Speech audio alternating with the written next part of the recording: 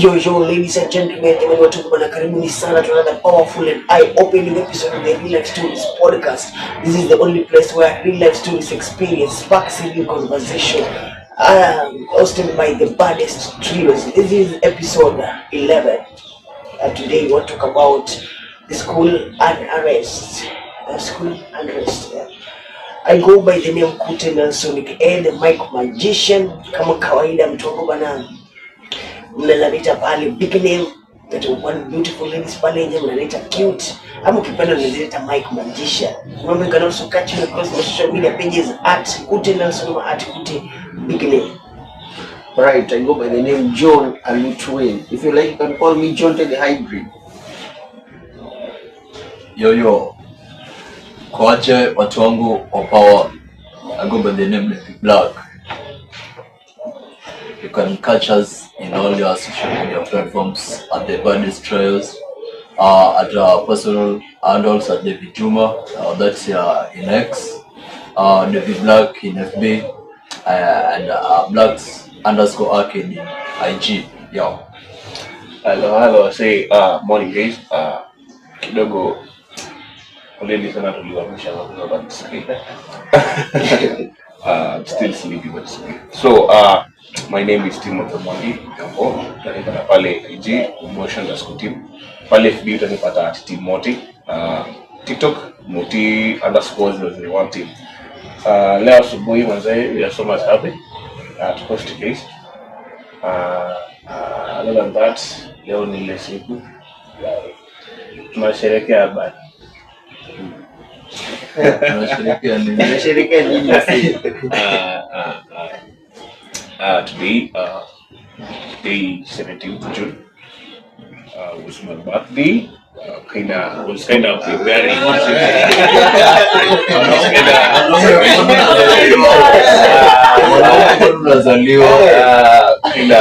kind of preparing. I don't know, from last week. Was calendar kutoka mbele ya simu sasa. Bro, mbona unazaliwa nani bana bro, that's why I say bana pia man. Hapo unasema that's why nilikuwa nakupinga list unasema ati mwanaume afai kulia. Mwanaume anafaa kulia bro. Mbona unalia? Yeah, it's right bro. It's right. Why would we cry?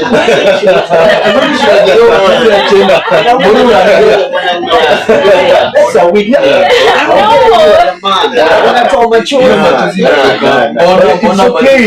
Scientifically proven. And the men are supposed to cry. When you define bro, when you define to become when you jinyonge for no reason. Bro, cry okay. I'm not open bana. I'm not opening up even at gun. Open now. But it's good. It's good. It's good to open up, by the way. No. But, yeah, it's good. Yeah, I prefer I'm gonna handle shit. Please no. Najua saizi msee unaona pale new faces somewhere. Sasa nataka pale wajiintroduce. Maybe utaingia jina lako na social media handles zako. I'm Catherine, the chairlady of Attila's CBO. Find me on social media as Mizwa. On social media platforms at Mizwa. TikTok, YouTube, Catherine Were, and also Facebook, yeah, Catherine Were. Thank you so much. First and foremost, it's in fact a great pleasure and honor to be here. Second, my name is Joseph Betelonea, youth leader. Joseph Betelonea, his social media handles is Honorable Joseph Betelonea across all my social media handles. Joseph Betelonea, youth chairperson, the Dance in Christ organization. The Dance in Christ organization across all the social media handles is the Dance in Christ organization. Thank you. Yes. Karibuni sana. Pleasure. Today, before we go to the topic, we used to do schedule. Today is being on a Wednesday. Yeah. I don't know. mlianza Monday. Tunajua Monday watu tunakuwa na ile ya weekend. We carry on with things in the weekend. So I don't know how did you begin your Monday, Tuesday kakuaje, kuamka leo? I don't know.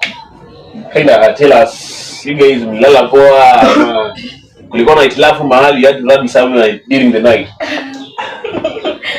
Okay, on my side, personally, I traveled that day, so chovu. Yeah. Secondly, secondly to that, from Monday I've been held up with various engagements because right now there is an event that we are still working on, that is community service, giving back to the community, and this coming Saturday we will be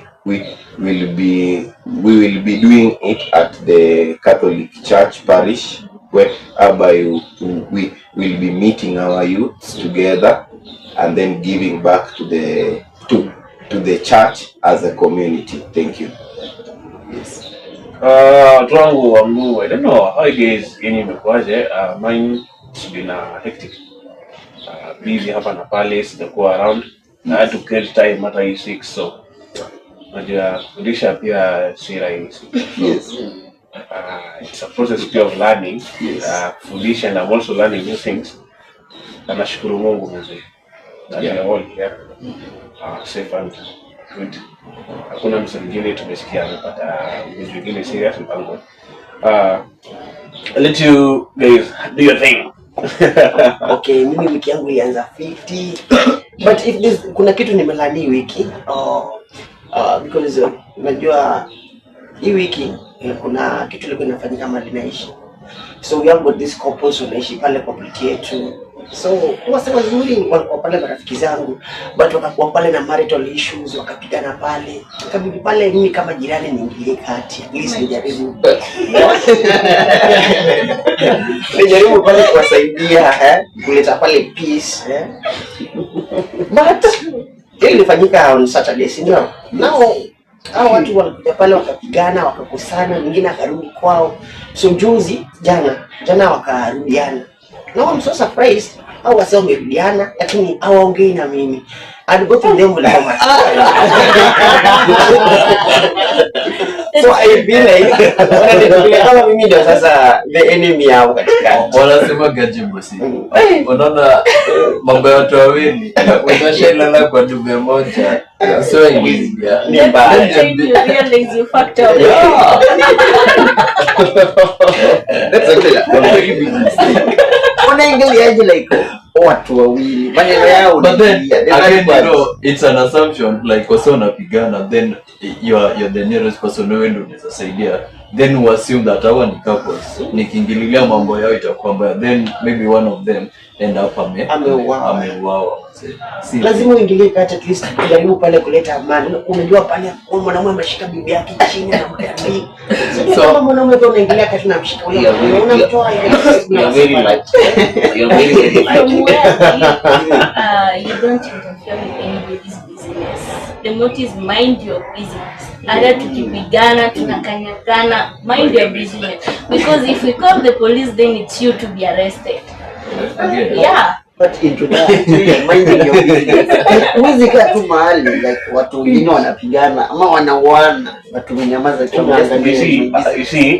You see before uingie kati ya before you turn yourself to their best, lazima uangalie ni wewe unaweza umia ama ni. You know, I'm also learning. The time people are fighting with the festival supper tu hapa station. Sasa madeni ile crowd, then ngumi ilikuja pale, ilikuwa mbele yangu. Ndio pia iko nifikia kwa uso. Nasema sasa wengi leo pale tunapigana tena tunaenda kusaidia. Nikasema nani? Sasa mnatoka kama kuna bana. Sasa mnajaribu kuniambia next time ukipigana kama na wao hapo tunikana backseat. Unaweza taka kusaidiana ikuwe that issue that when police are involved, and then the lady was being beaten and wao kaamua kusaidiana alafu turn against you like yeah Mbaya. what will happen? Just glad to mind It's okay. To me, my week has just been just good, just fine. Nothing new, nothing old. Even too, just been just good. Yeah. timu yangu imekuwa mbaya bana, mtu alikula fare yangu. Oh my gosh. Nichangie bana. It's not high time. Nikuweke hadi you remember it my Your skin association. Apeleke men's Apatiwe notes sasa. Unaona weekend so unaamka una Monday una click una divoke enda piga mboka. stay agent. Itabidi nimeanza otherwise wiki iko fiti. Nothing to complain about. We are here. So guys, back to the topic. Talk about this school unrest. No matter. I don't know, sijui niseme aje, sijui niseme ni mashetani ama, because mbaya sana. Because I remember yesterday I talked to a friend. She was going back to school. By saa 7 ilikuwa ashakuwa shaenda. So 6 ananipigia hello Timo ni aje ati tulienda katoka kaniambia tumepata kama umechoma tena. And then she had to send me a picture.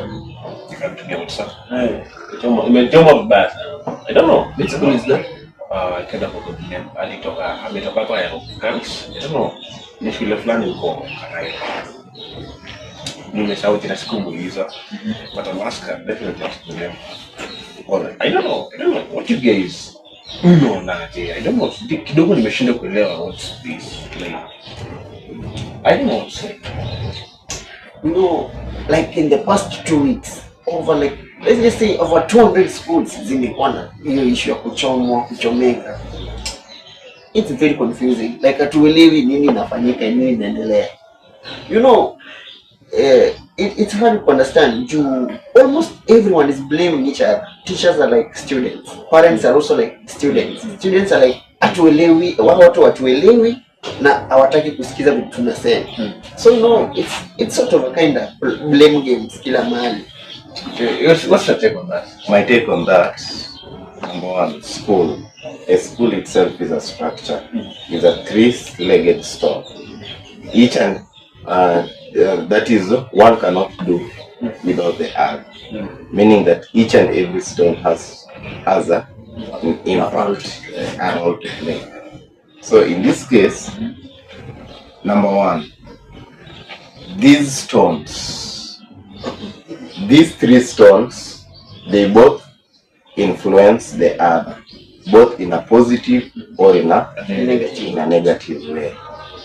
And before I'd stated that they both have a role to play. That is the parents, the teachers, and the students. If there is no students, there is no school. If there is no teachers, there is no school. If there is no parents, the school cannot run. You see that? So, number one, the students themselves, what is going on in our various schools, they are trying to communicate frustrations. Number two, there is some internal wrangles between the teachers and the teachers themselves. You see that? There is some wrangles between the teachers and the students. There is the wrangles between the teachers and the parents. I'll explain that. You will realize that what we are being given, what we are consuming as the public, those are just secondary things. Those are secondary. But Sasa, what I can say, with in fact the experience that I have from Form 1 to Form 4, I've been a prefect, I've been a leader, I've been in the administration. Kuna series of uongozi. No. Each and every leadership has got its own secrets. What we are seeing in the public, number one, some of them are in fact administrational sponsored. Some senior teachers are using the students to speak out. Number two, in term two, there was reshuffling of transfer of principals, the school heads. Yeah. You'll realize that these learners were used to a certain principle. But when this principal has been transferred to another school, for example, a principal of, let me say, Alliance Boys High School being transferred to a district school.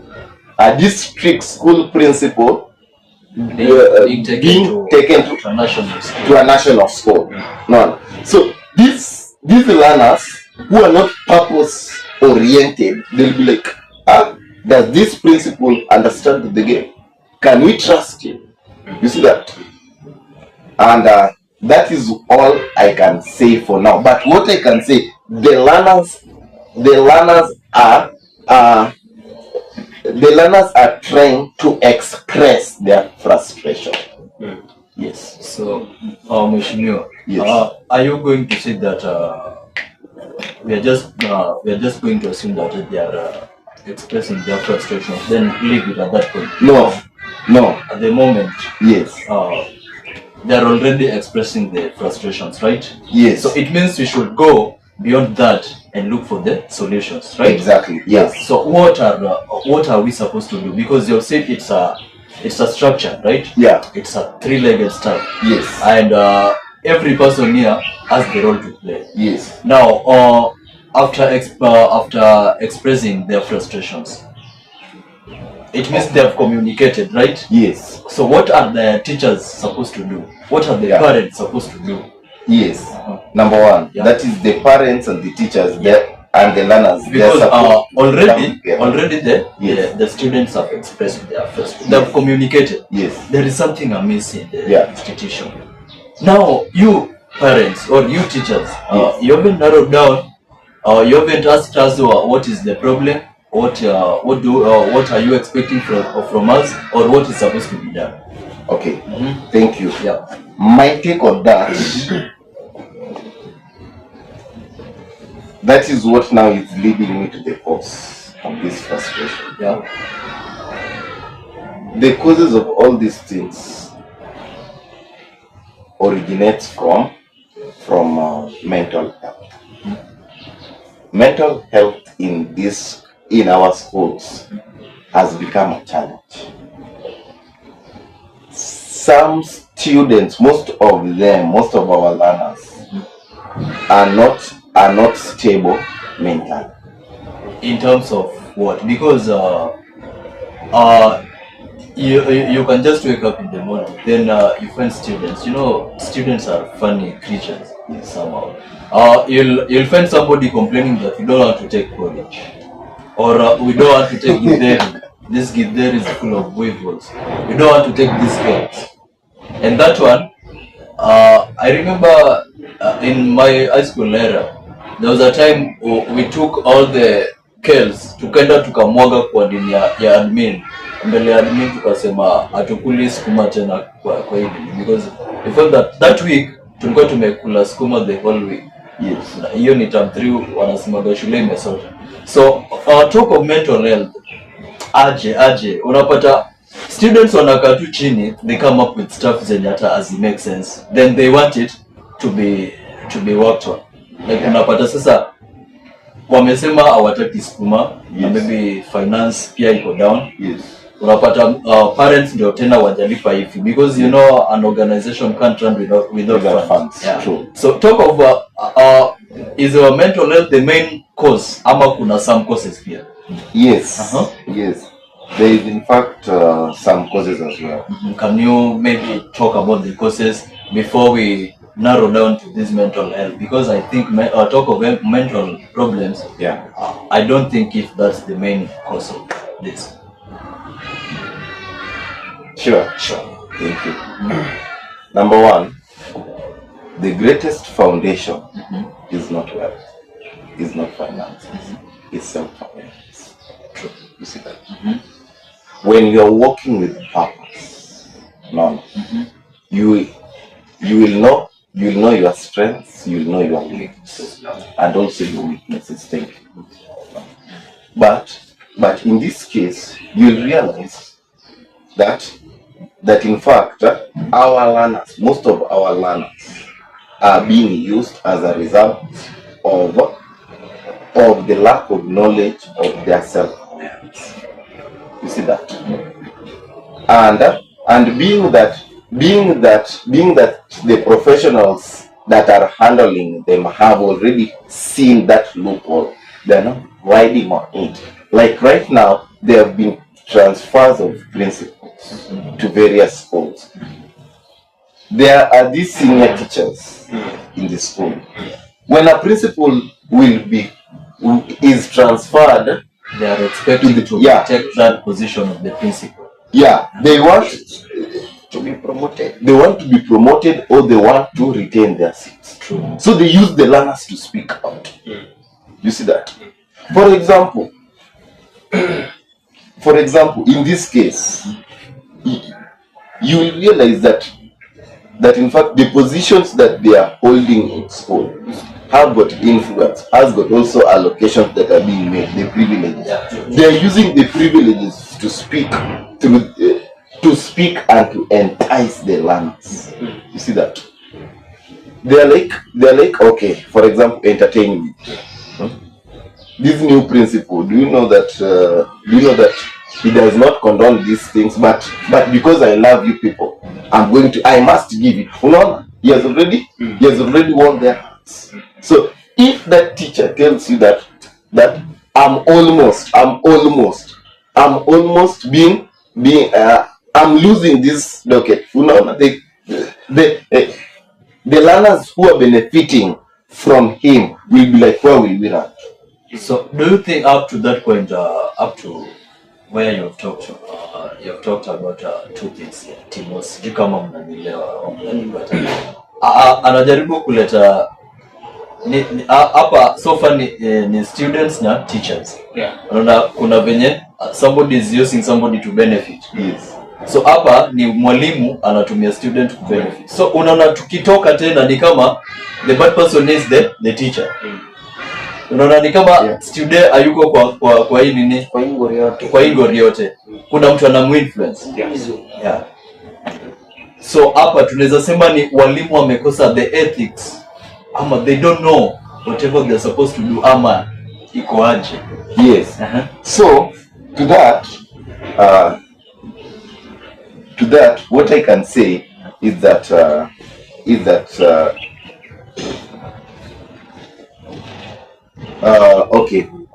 okay, to that what I can say is that our learners are people who are like vehicles. The teachers are the driver. No. The vehicle, even if you want to go this way and the teacher drives it that way, it will go that way. Kati, see that? What can you say? Unaona ni walimu wako na issues, ama ni students, ama ni venye Oneya alisema ni isako yote tu iko na shida? I think I take a really different view on this. Yeah. First of all, I see 4 factors influencing this unrest in school. Yeah. And one of it is defiant omnipotence, and I'll break it down. And then we have exposure, we have social media, and lastly CBC, competence-based curriculum. Yeah. So begin with the defiant omnipotence. I'll break it to 5 things. Yeah.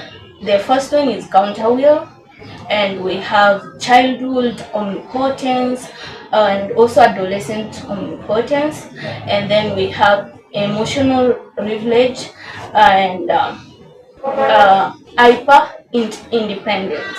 So this is where we have the child and the parent when we talk of here. So with all these, you find that when we talk of counter will, this is where the child have instinct to resist control. they feel like they are not supposed to be controlled and told what to do by any other person, whether it's the parents, whether it's the teachers.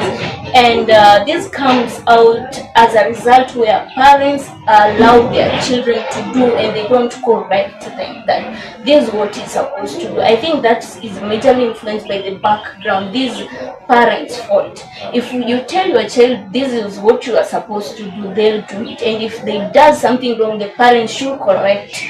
Yeah, they should correct him. So the counter is where the child starts to realize that she cannot be told what to do.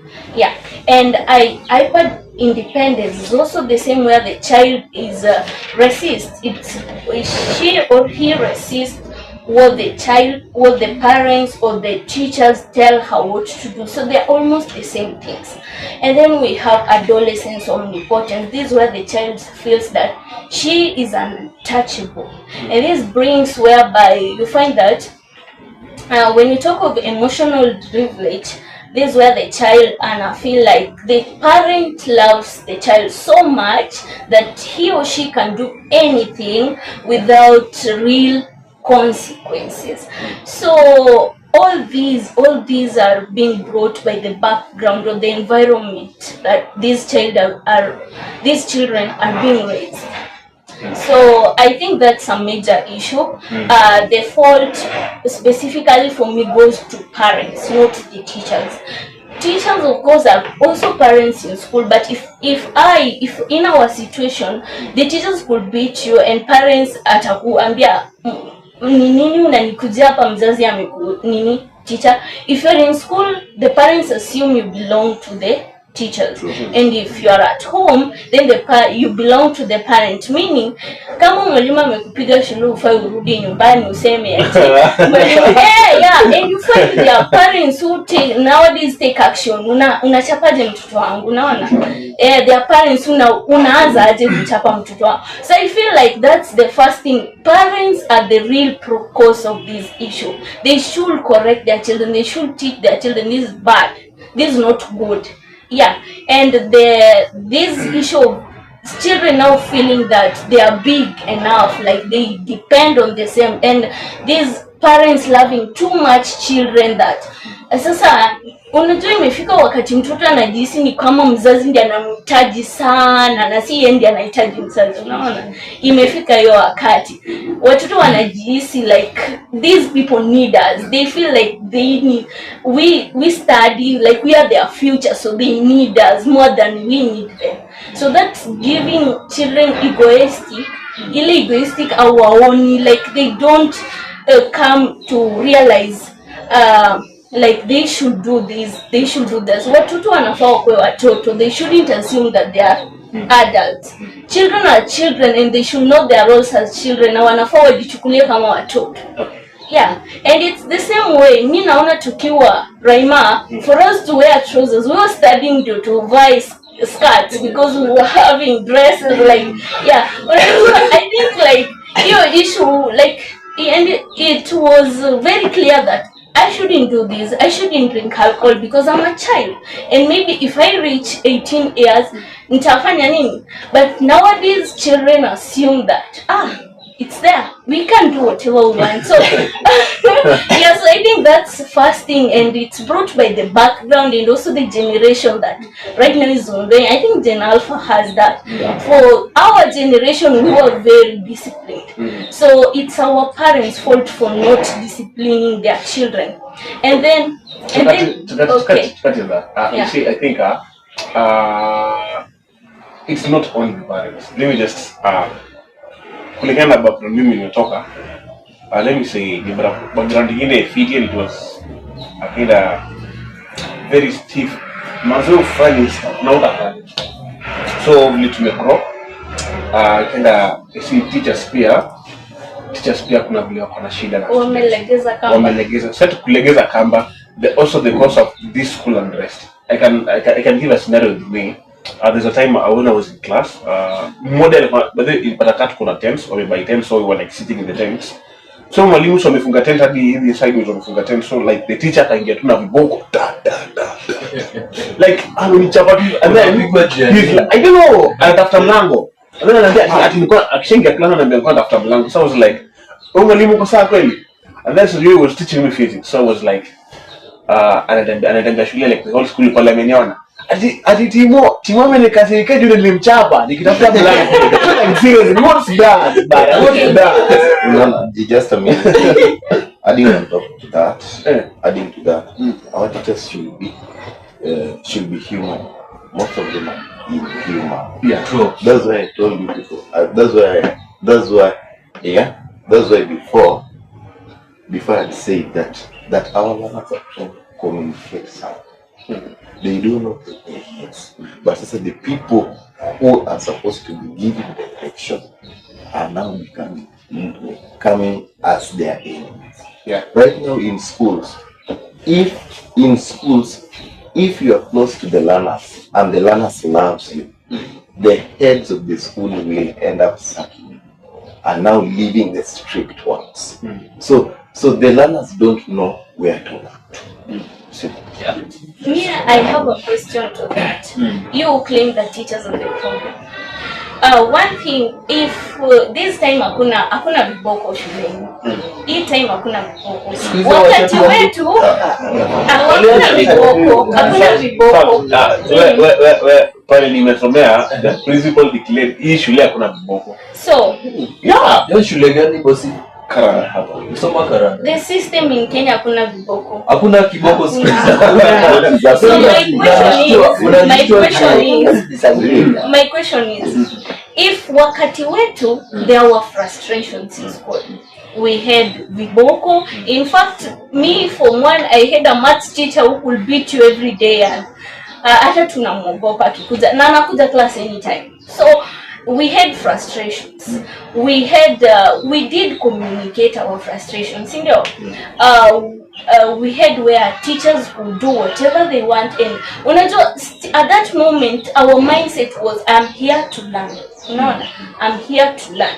I'm not here to compete with any teacher. In as much as mwalimu mwingine utapata you have a problem with a certain teacher, at least you could see how to get to other teachers and say, or the principal, or because most school has two deputies. There is this for academics and there's other one for disciplinary.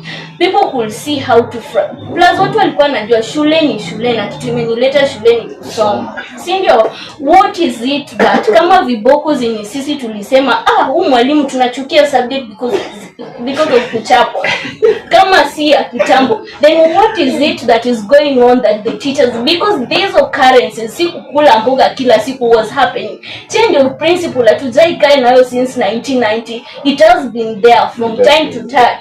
Change of teachers, it has been there. Of course, in as much as they can be influenced, but it can't be something new. This is not a new thing. Is it frustrations that should let see new? Then where are the teachers' problem here? Let me in fact respond to that. Right now the systems are it is no longer, do you know as for you are pegged in the former system during the day. But right now it is no longer where am I going, but what am I becoming. You see that? Exactly. You see that? That is the reality on the ground. That's why you will hear, I am a graduate. Man, I'm a graduate, but I lack jobs. Right now is what am I becoming? You are not. You as a person, you are not what you want to become, but you are as a result of your decisions. You see that? And just to add on top of that. Wait, before even you add, tunaanza kuhusu like maviboko nini. Then I'm kind of like surprised. Nasema ati no viboko kwa shule. It's kind of surprising. Then juzi I was like watching when your shule zilikuwa zinachomeka. Then some parents are like, unajua wanafanyia like kila mtu interview. Some parents are like, viboko zinafaa kurudishwa shule. Students are like, wamekosa heshima.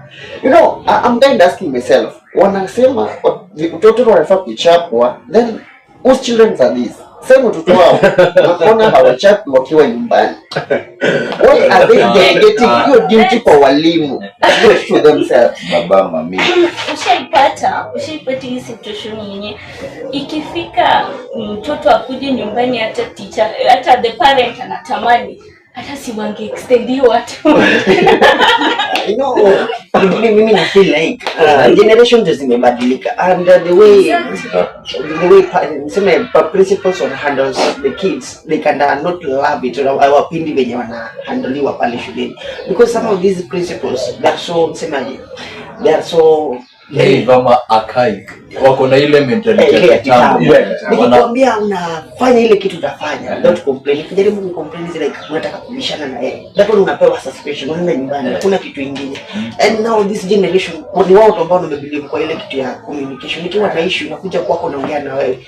Like these grievances hizi zimefanywa mechoma shule, nasikia mtu anataka wasonge nywele, ministry anataka sijui wavae koti. Hizi ni vitu zenye wangepeleka pale kwa principal yao. At least you find that hiyo kitu ishi. You see, on another scenario with me here, when I was about to sit in my exams, no one had ready still, and our parents were to do what? To come. The parents didn't make it. Principal akasema, Sima, you see, your parents cannot come here because these are two churches fighting. They want to fight. And you see, at the same time, there are some students alitoka when he was coming here. So the parents of the boarders, they were put, and you people, I don't see any parents. There was no teacher akasema sijui ati nini. It was, in fact, it was our class. Class hilo ndio shule ndio tukisema the same class ndio mocks zingine natokea. Exactly. For fun. In the class tulikuwa, in fact, even not on the board. No parents, no parent. You can't even know much more. Imagine I took part in writing on the board. I said, so you see, give me one person who wrote the thing. The all of us, take us home. And I want to do exam. So unaona hapo sasa ndo walimu unakosea. I'm not blaming teachers that much, but kuna hiyo walimu nafaa kuelewa it's our generation. Tulisema kama tunataka mabarua ka. Haikuwa story na food ama ninja take food. Ilikuwa barua kama aone manze mtoto wangu ndio anamaliza picha anamaliza. Hiyo ndio kitu I really nyuma vibaya sana. Kuna kitu Alo ameuliza. Hata sisi tuna complain viboko zinafaa kurudishwa shule. Watoto ni wetu, so we are like the parents, right? Sisi tukiwa na watoto nyumbani, we don't beat them, we don't cane them. Kababa unataka nini? Unafanywa kitu tunataka, sio? So Kababa usirudi. Kababa usirudi. So nani who is supposed to be blamed hapa? Hapa ni kwa blame hapa tu. Let me finish. Tukiwa boarding, you know we spend I can say 80% of the time with teachers more than we spend with our parents. Yeah. So unaweza pata the teacher knows your kid well more than you do. True. Mwalimu atakwambia Timocha yoyoya. Timona shikisha. Timona choma vibaya sana. Basi sasa wewe because you're a protective parent utakuwa zile za mtoto wangu waga afanye hiyo. The parent is forgetting that the teacher spends 80% of the time with this kid more than I do. So unapata the teacher ame notice something strange in you. He has alerted the parent, but the parent is still protecting you. Hapo tunapata sasa ile chuki nyingi kati ya mwalimu na mzazi. So kuna kitu Kathi alikuwa anasema. Kathi, situation kama hii tunafanya aje understanding equate that a teacher can tell a parent that this is what is happening. I'm the person who spend most of the time with the kid, and this is what I've noticed, and this is what you're supposed to do. Okay, on that, first of all, for me, I first blamed the parent. The parents, yeah. Because I remember if you were primary school, there was this girl who, alimchapa, there was this teacher who used to Beat. kutuchapa kila siku because of maths. And then this one day, this girl goes to the parent and tells him, "Oh, mwalimu ananichapa," and then the parent comes and slaps the teacher. So, in front of the child, so what's kind like hiyo ni image gani? Hiyo ni image. So you teach the children not to obey the teachers. True. Exactly. So how do we expect kama shamonyesha mtoto ama niseme hii situation watoto wapigane and then mzazi wa moja akuje alafu mwingine, so ni wazazi wanapigana juu ya watoto instead of telling no, kama umepiga huyu mwingine kama if children, it's a situation, no pia ni generation nyingine. I agree with you saying that this generation is whereby, and I think this is also majorly brought by CBC. It is that children make decision when they don't know exactly what they are doing. They don't know what they are doing and they make decision. This whereby unapata mtoto mdogo, my brothers tayari sijui anafanya nini, yet hata wajui hizo nini, unaona? That peer make the teachers to assume that the students are independent. I mean, they are independent. Ni watu wakubwa. So they can make personal decisions. As long as me nasema I want to be a doctor at my young age, so I'm being trained to be a doctor, and that's making decision rely on myself, not my parents. You know, in our situation, we could find parents forcing us to do some things. Education most of the time. Exactly. Ukisema hiyo mambo ya engineering, hapana, ufanye education. Exactly. And ufanye education. And you could find that me kufanya course nataka ni ile yenye I have to strain to tell a parent that this is what I'm supposed to be doing. But now it's a time that watoto wameacha fanya kitu nataka. Unaona? Do because I want to be a doctor. This is something that almost all of us say tukiwa wadogo, class 1 2. I want to be a lawyer, I want to be a doctor. So when a kid mwenye hata juu came in future, in 10 years to come atakuwa anapata D, but due to ashasema I want to be a doctor, so she's being trained to be a doctor, unaona? And then that makes the teacher to assume that these children are independent, whereby so wakisha assume watu ni wakubwa, how do you expect to raise mtu mkubwa, a big baby? Yeah, and then the image that parents also create on these children's mind, it's also a big impact on this. Watoto wanafaa wajue sisi ni watoto. They suppose like always expect wageni wakuje kwa nyumba alafu then you assume mgeni alafu parent akuzeleza muache anakwenda hivyo. The parent will tell you when mtoto rudi hapa salimia huyu mgeni. Sindio? How we choose to be our time. Right now mtoto atapita, sasa usalimi nani? Mtoto si mimi naenda. Sijui nini. So I think that first one will begin with us trying to shift the mindset of these children. Let people, let pastors who preach in schools, let teachers, let parents who talk to their children try to shift the mindset of these children, making them to see that they are kids and not adults. You see, so even if, in as much as the system of education has changed in this time, to at least children have to, and I think whoever brought this education, yes, it was okay with it, but kuna venye na affect watoto wetu sana, because telling a child to make a decision yet ajui how this ni kukaa mwalimu na kumbe wewe hata mtu wa jua kali ujui you are not into that. I've realized my siblings, my younger siblings, kuna watu tu they specific. Kuna mtu tu anajua kuandika poem, kuna mwingine tu anajua kuimba, and then you force me to do maths because I said I wanted to do maths in future, yet I'm not into that.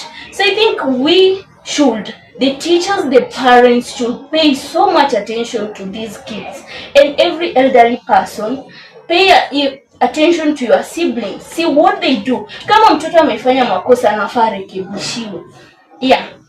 When the shift of mindset become the first thing. Let's pay attention, let's shift these children mindset kwa wanajua sisi ni watoto, sisi si wakubwa. Oneya, do you think the current the current educational system is bad? As for me, first and foremost, I want to comment by stating I really concur with what my colleague has said. Through that, I can say that we are not a product of circumstances, but of choices. And having that in mind,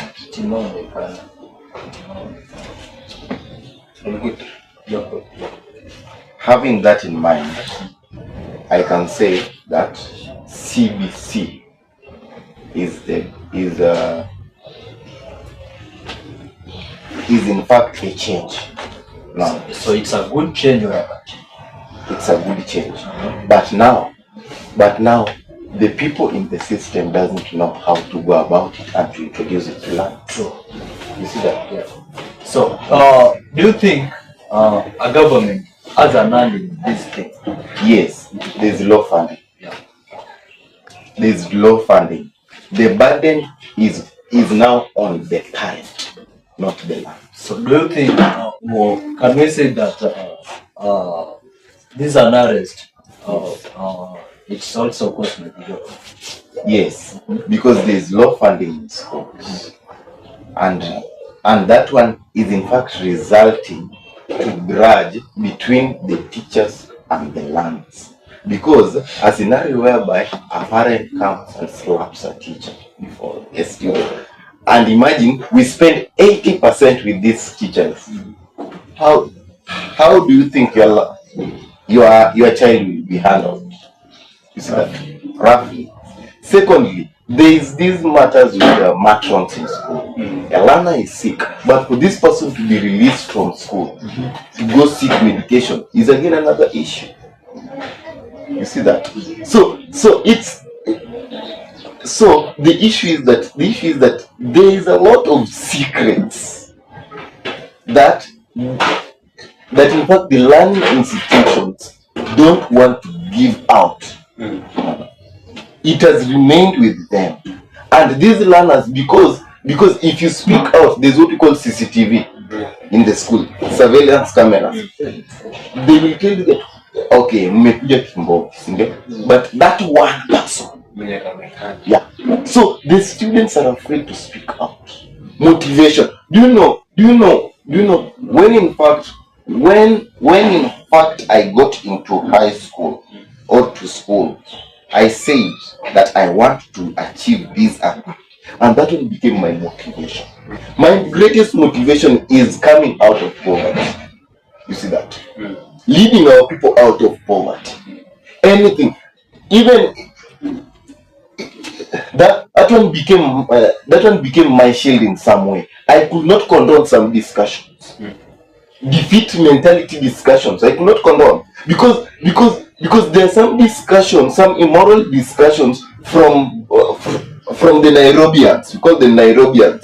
No, they are like you know this. You say this is how we do it. Yeah. So I realized that anytime I was with them, I used to lose my focus on what I wanted to achieve. So it's true that in every school kuna Nairobians na Nairobians hujifanya sana. Yeah, that's true. Kimo shuleni kulikuwa na Nairobians. Wako. But me, I'm one of them, but spending serious. Serious. Yeah, we're one of them. I'm a Nairobian, by the way, but ni vile sasa. You just lay low. Okay. The funny part is that our Nairobians, yes. I'm saying to Nairobians, Nairobians. The funny part ni our Nairobians. Unajua 90% wanakoga madwanzi when it comes to classwork. Yes. Then wenye uoga wanajichocha sana, hata ukiangalia life yao, they don't even know. Moja.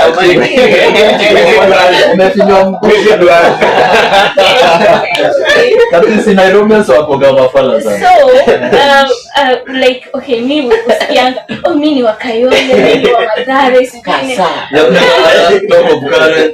Like they don't even live. No, they don't even talk in of Karen. Not, you know, they were so special in school. They were really special. Special, Like, nikuziona ile na okay, for class they are not well, but then ile ego that I'm from Nairobi. People realize these are slums in Nairobi. I was walimu pia walikuwa biased bana. Atisoma pata Jumsana toka Nairobi, so Ed anapewa hiyo nini, anakuwa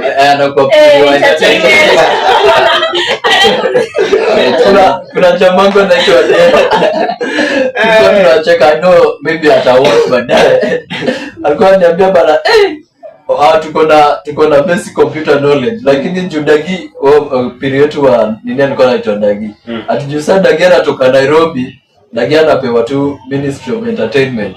Lakini kuna watu wengine wanaweza handle rocket vizuri. Tunasema Nairobians jameni, siri ni mbona nyinyi ndio mnapewa hii? I think also, but that's we cannot say. Ni vile sema Jonathan. Sijui kuna msemo Jonathan ati bana mmeletwa na bana msema Nairobi nimeona gari ya anko yako. Gari ya anko yako. Mazuna drag manze. Ile unasema msema sana Nairobi anakuja msema bongesha. Msema sijui una sijui msana kuja na shopping sijui nakaa aje. Msana kama na alafu kuna kama JLE manze tumemaliza story bro. Tumemaliza story. Those are in fact what we can say, those are in fact the great initiators of unrest and also moral decays in school. They'll tell you do this, do that, this is what we do. But in fact that ban itself, you realize that themselves they cannot even afford it. Yeah. But you know, to me I'm like kinda, you know, the society like bali watu umetoka kwa village, ile mentality wasio wanakuanga nayo, hiyo notion ya hii kiti tunacha maybe kwa matanga, hii kiti ni watu wa Nairobi, ile tent ni watu wa Nairobi. You know, that notion ndio sasa watu wakigrow wako zile za watu wa Nairobi ni special. Why is that thing happening? They normally say watu wa Nairobi wako na nini? Mula. Msaini kwa Nairobi ni Nairobi kwa man. I'm very sure by the time nitakuwa nimerudi. Oya bro bana si pale mambo. Serious, okay, that's the truth. Okay. Ni kweli. Okay, just don't you think it's an assumption that people from Nairobi are special? Okay, okay, me, I don't think, okay, we can, that influences generation nowadays. And me wanna, there's this parent between, if our parents are millennials, then there's this generation between these millennials and the Gen Z. Those parents are the issue. When you're in between millennials and Gen Z. How about 97? Unataka like you buy a G-Wagon. There are these celebrities we have seen in social media taking their sons with 2 G-Wagons, with 2 Range Rovers, and you are like, mtoto anatoka, unataka ngapi? Like, how much do you need? I want to go out and compare the 50,000. Yeah, go do whatever you want. Unaona, at my time in school there was this celebrity sponsored one of our girls, and then she came with 3 Range Rovers in school. Just alimsponsor, si ati ni mtoto wake, amemsponsor just to come and pay tuition money. Alimkuja with 3 Range Rovers. So what is that like? Unaona hizo, what parents do influence also these kids. Plus the issue of Nairobians, of course there's a big influence to right now, but I can say see Nairobians wanakuanga rich, they ni ile tu egoist. Ni mentality eti natoka you know, our history teacher used to say, kwani unataka kukuza hapo, umepita mashule ngapi kutoka Nairobi hadi hapo, and then you get 20 in history. What is that? There's in fact conjunction to that 20 in history. History is in fact exam. You're forgetting something. And in fact this one we must in fact include it in fact our discussion so as to make a fruitful discussion. discussion matters exams. You see that? Exams anxiety. The kids doesn't, the learners doesn't know how to go about it. Retention. Your point unafaa kusema kwa nguvu, kwa sauti ndo Nairobians. Yeah. Exactly.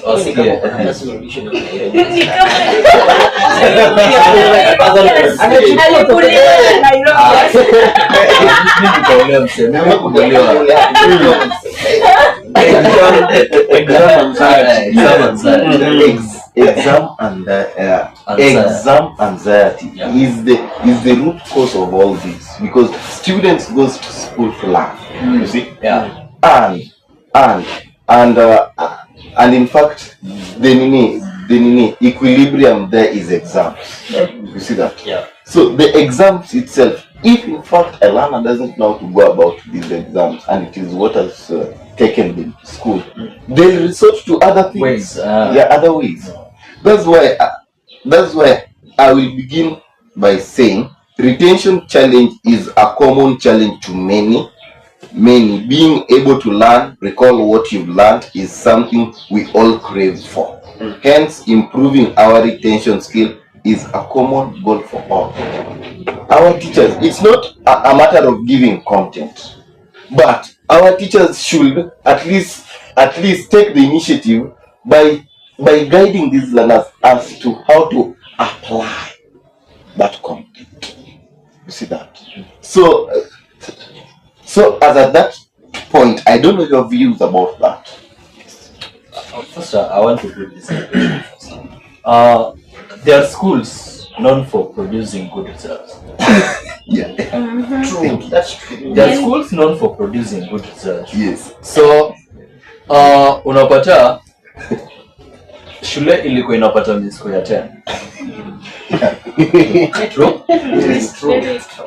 Then all of a sudden, wametoka from 10 wakakuja from 6. Then parents watakuwa the first people to go to the streets. Wakibeba maua, hizo stuff wakasema, this school used to get this school used to get this, without knowing that there was something cooking before. Yeah, true. Yeah. So unapata most of these results, hazikuwa genuine, right? Yes. I'm sorry to say this, hazikuwa genuine. Yeah, true. Kinda. And in fact, most of them hazikuwa genuine. Yes. Yeah. So unapata watoto wanataka kuset the bar high, ama they already set the bar high. Wanasema shule yetu, ukienda shule yetu lazima upate ama lazima upite uende kampuni, right? So unapata imefika second term na hiyo reshuffling yenye ulikuwa unasema imefanywa. So maybe the prayer principle and promised chai. Sasa unajua hapo itabako. Yes, true.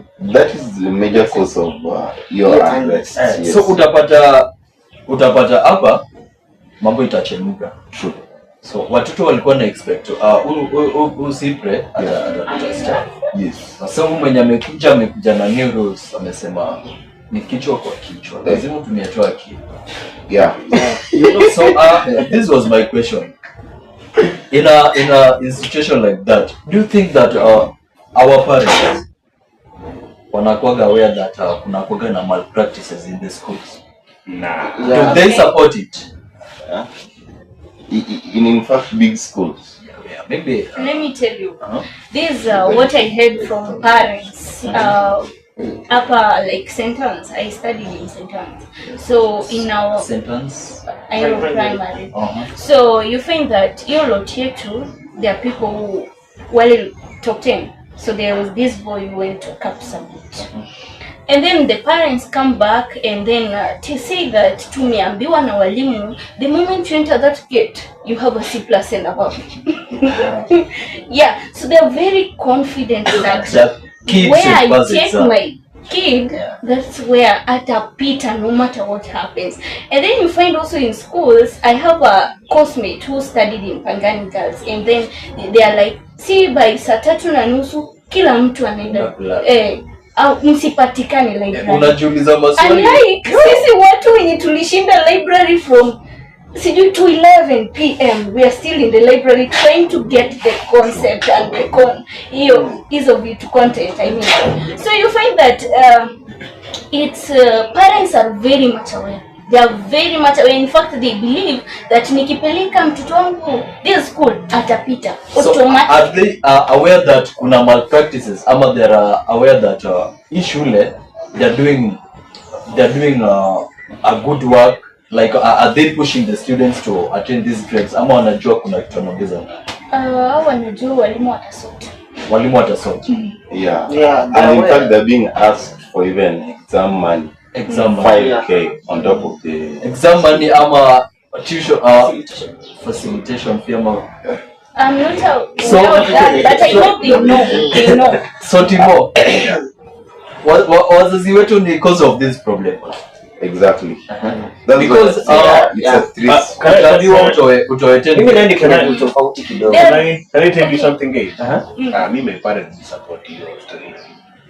Aku support your story na sijui whatever ile ni generation yetu. No parent will and then also before we go to the next, so you find that there's this grade 10 please Gen Z.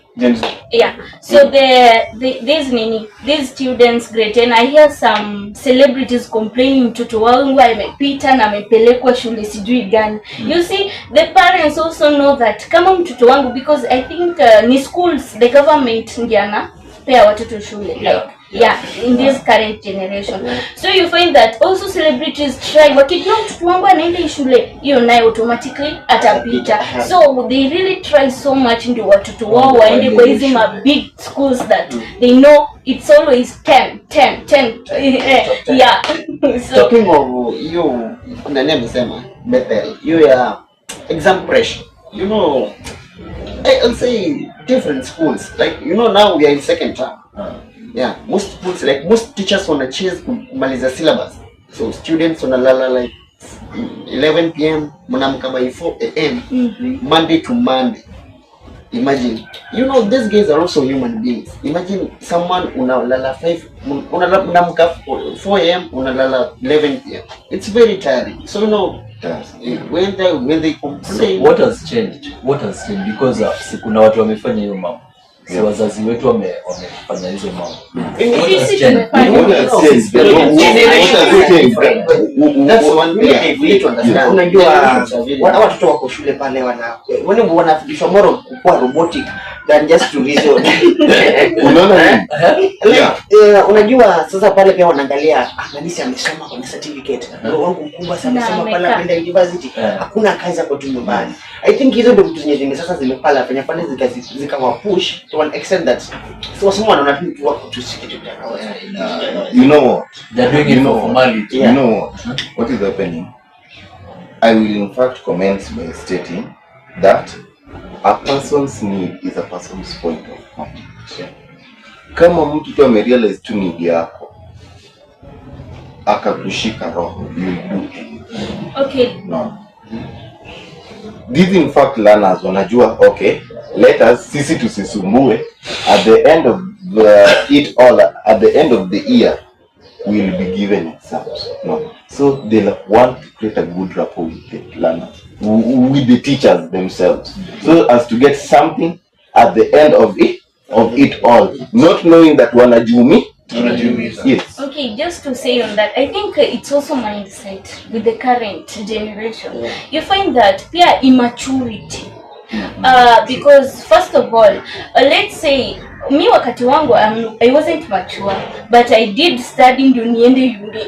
It was a must. Hakuna vile marafiki zangu wangeenda minabaki. So lazima niende. So you know, that made me the effort to study every day. In fact, willingly go to library, wake up at 4, go to sleep.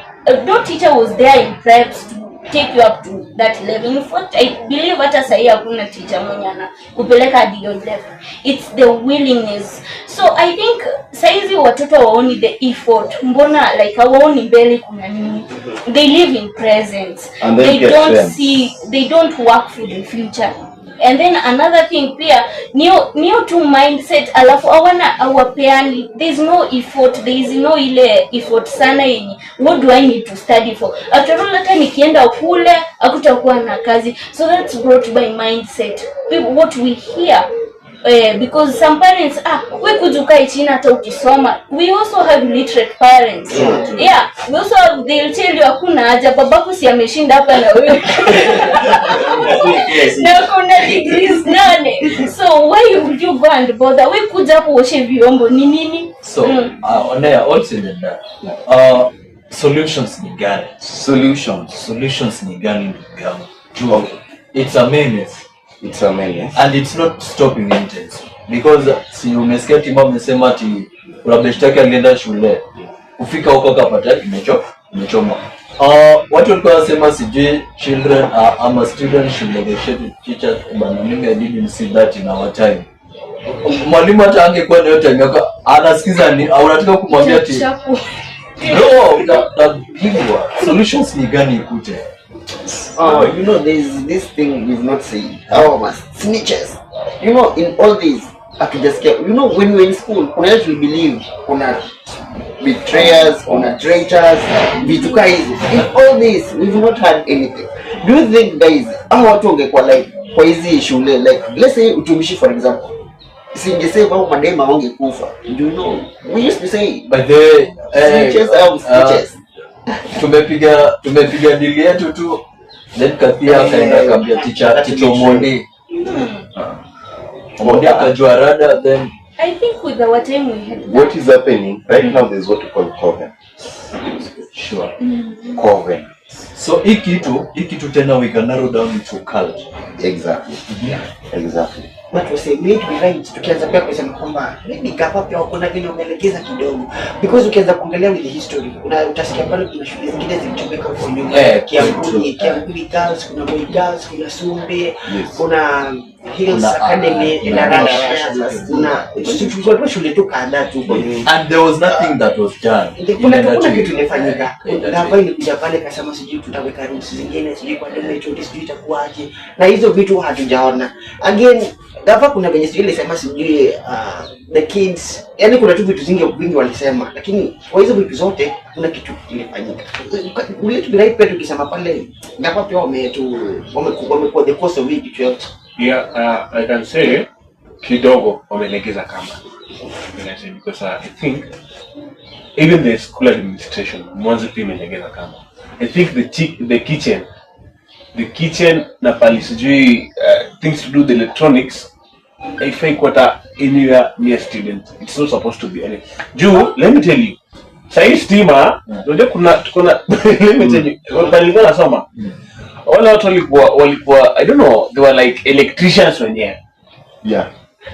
Unapata wewe kisha unakuja umetaka socket kufiti. Kisha unakuja ka socket wamefanya sijui shangaa saa ngapi bro. Yeah. And in fact, our labs, there is in fact ways to which adding on that, see, these learners are somehow only electricians, and in fact our scientific labs, there are chemicals there. Do you know that this chemical, if I take it and then now put it at the meter, it burst the reaction. That was how, in fact, I was told how the schools are bad. Some schools are bad. So in other words, so in a shika unaona yes. Wow. Yes. But sasa wacha tuchukue an example of Hillside School in Russia.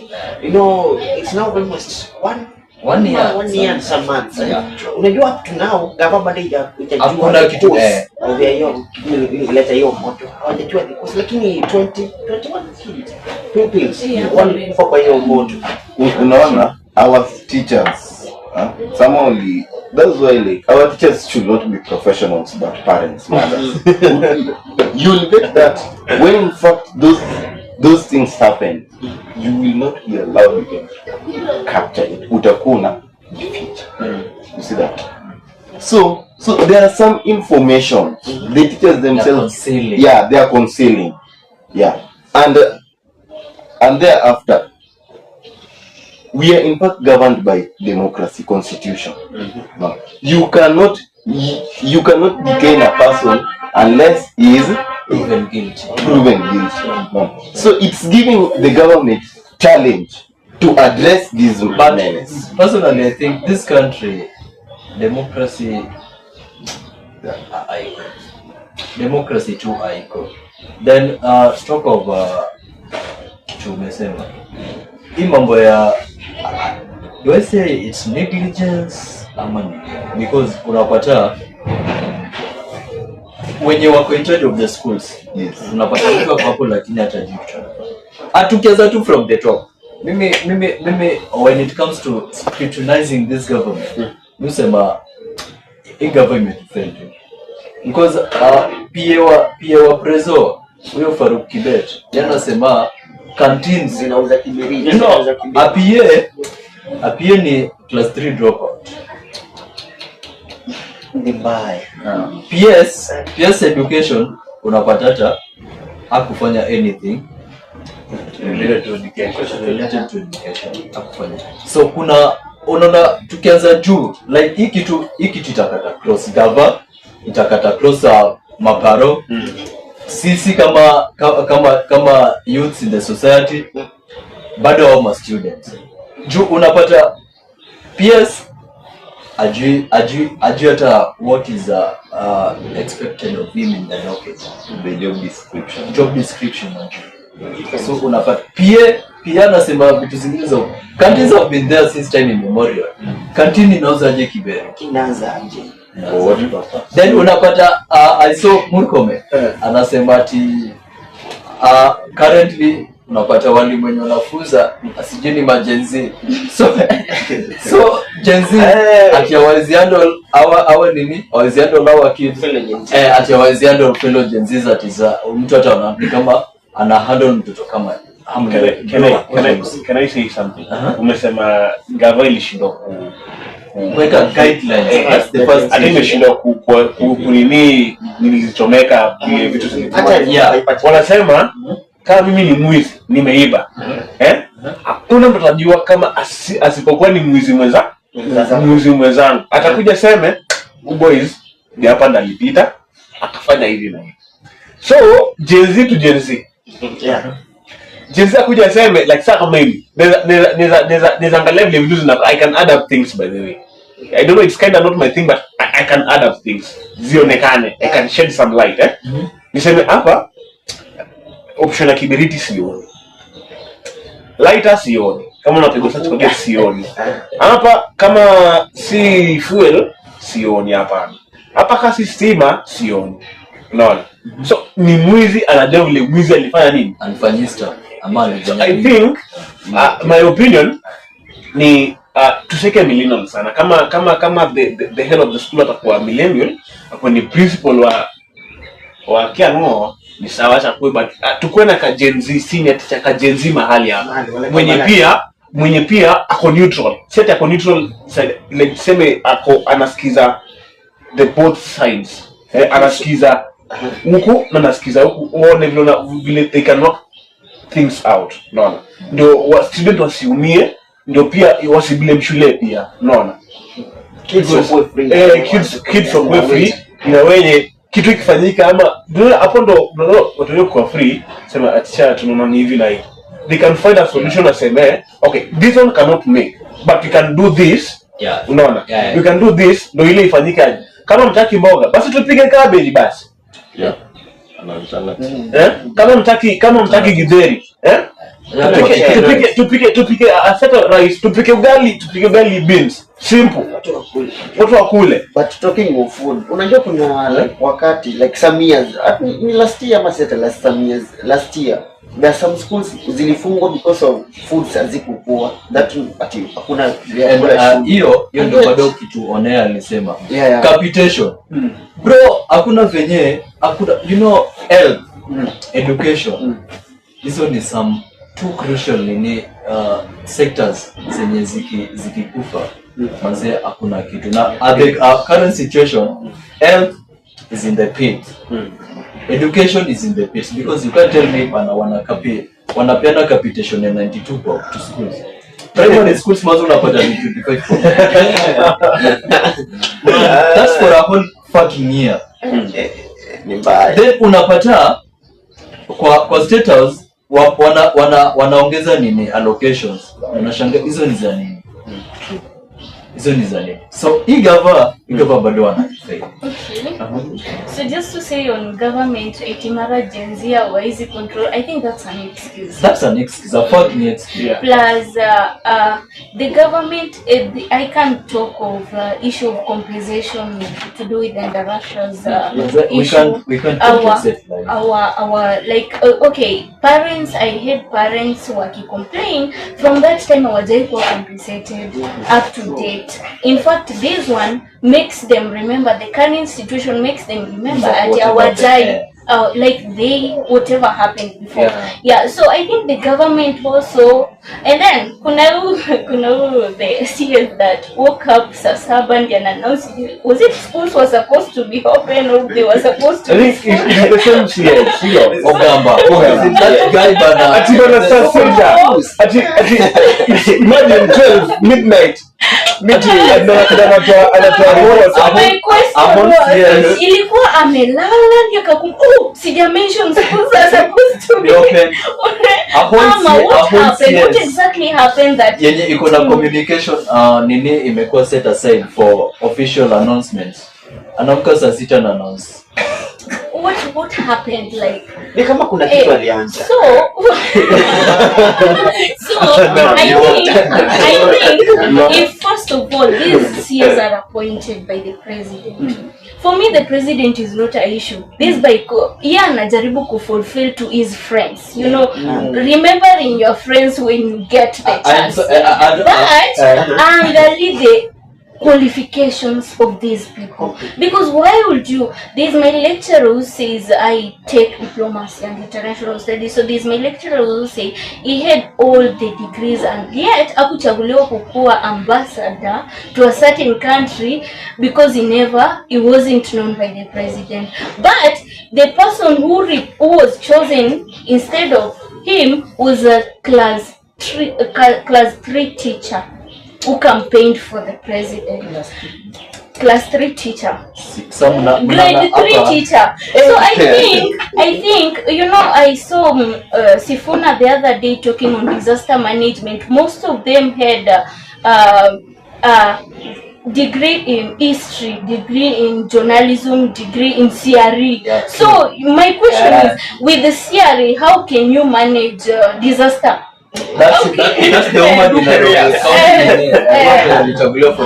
with history, with the tourism, how can you manage disaster? Unapata wewe uko na PhD yako in disaster management. Yet uko nyumbani.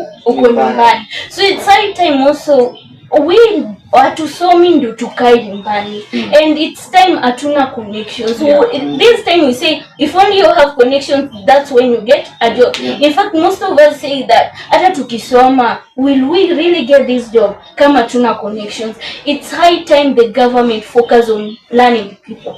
Alafu connection ikitufavor tunasema ni God man. There was also a time that we had 75 CS. It has never happened. It was like ilikuwa forced to reduce to the former number of CS, and then these CS now appointed to ambassadors, you know. So you see, and there's a government situation whereby we have seen the reshifting of CS from time to time. Mara wamefutwa kazi, mara wametolewa, ama wamefanya. Why does that happen? And the people with the credentials. Why does that happen if these CS people has credentials? So first of all is also another matter on the government. If somebody qualifies to be a CS, it should be based on the knowledge. Yeah. And then I think also the current education system works on exposure to skills, not knowledge. You know, our time, this is where you can see that the government has learned that we have knowledge. We know what democracy is. We know what is supposed to be done. We know we have a constitution that has all these and it's supposed to be followed. So when I expose you to skill, you are not mature, you don't know anything, you'll do what you think, dance when you think that is the best thing. Yet, yet, so I think this is also the system, they change right now. They change right now in the education system. It is only us that has the knowledge. We are the last generation that can change Kenya because we have the knowledge. We know what is supposed to be done. This the other generation that is coming, awananga anything. They only know like I'm supposed to be a doctor. So when you are being a doctor, this is what you do. Ni kukudunga sindano ni hivi na kufanya hivi ni hivi. And then when I expose you to electricity, you want to be maybe something to do electronic engineering. This is what's supposed, but you don't know. You don't know this is my right. You don't know this is what I'm supposed to do. So this is also a system where the government really worked on smartly to remove knowledge from you. Msijue mfanye tu kama wajinga because we sasa utakuwa na focus mimi acha nikuwe mkubwa nikuwe daktari, not knowing itafika system, itafika wakati hata nini these people they will no longer be strike and demonstration because people think this is what I also feel like finish by stating all these that we are talking about is change. How do you go about it? Right now, it is in fact all about what you decide, the direction you decide. Being intentional about what you want to become. Our learners should choose growth, should choose purpose, should choose integrity over trends. What is killing us is trends. That's whereby guidance and counseling comes in. And then secondly, that's whereby parental involvement comes in. Thirdly, strengthening school security. Fourth, early identifications of students' grievance. And then Hizo points ni important, unafaa kuzishout. I have one question to issues of we should choose what we become. Single.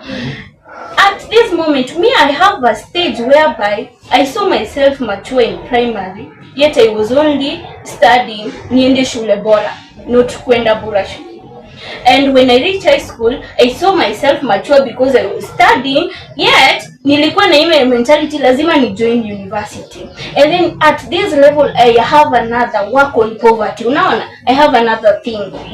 In every stage of life, there is a current theme you want to achieve in future. So you cannot tell us that a kid can be so mature to know who is she or who is he to know what he wants to be, yet with the time pia kuna some things that change in life. You shift some things. I wanted to be a lawyer. Now I see that lawyer kuna venye ainifit. So acha ni nini from child they are dynamics, so what can we do about it? Because children are not mature, and with the time they also shift the themes. What choosing to choose is in fact not choosing from one thing but from two options. Seven. Yes, seven. Number one, you realize that when you mesema that when a child is growing, I want to be a doctor. By the time amefika hapo anaona I can do this, I can do this. Yes, how to go about it is that with in fact time, maturity. You'll realize that at least choosing from two options, you will realize that you will in fact realize that in fact the best choices are made out of bad experiences. So that is what can help. Yes, thank you. My very good people, just quickly wind up. What can you say? Let us just finish this. I've consumed a lot of time, so let's just wind up because we are rushing somewhere. Let us just conclude by by your remarks. You can say whatever you can say, and then we finish. And the thing you can tell, the things you can say about the school unrest as to finish. Tony Nakuad, we speak I it out. have a poem to wind it up. Okay. Okay. So I'll read it. It's fine. Awake, O Kenya, from the slumber of our buried thunder, where gatekeepers push a thousand bill, unheeding of our fears. Have we forgotten 25? The youth who brave the lead, the crippled legs, the stolen lives, the architects of tomorrow now dead? Look at the flames that swallowed schools and stole young futures away. From Indorasha's sorrow to Utumishi's pain we mourn today. Let justice, truth and honor guide those entrusted with our faith. So no child is lost through neglect when responsibility begins to fade. No secret deals invite a plague across our sovereign beds to quarantine the foreign sick and leave our land displaced. Without the people's guiding voice, they compromised the state, but active quarters stood in defense to seal the border gate. Look at chapter 2. Article 10 demands our rise to bring democracy and truth before our nation's eyes. For the people's sovereign voice is the heartbeat of this land. Arise, Kenya. Arise, Wananchi. Let us rise and take our stand. Thank you. Yeah. My last, okay, I will conclude by stating to our learners, be intentional